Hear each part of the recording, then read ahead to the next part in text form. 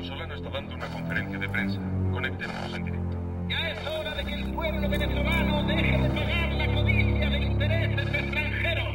¡Nunca más! Haremos que todos paguen caro nuestro petróleo. A partir de hoy, todo el mundo pagará. Sí, todo el mundo paga.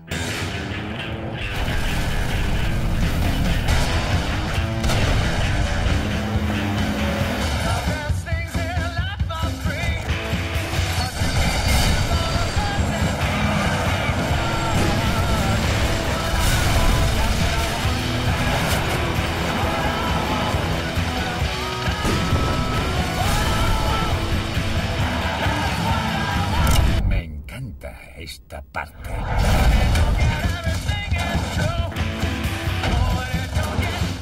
Yo siempre con.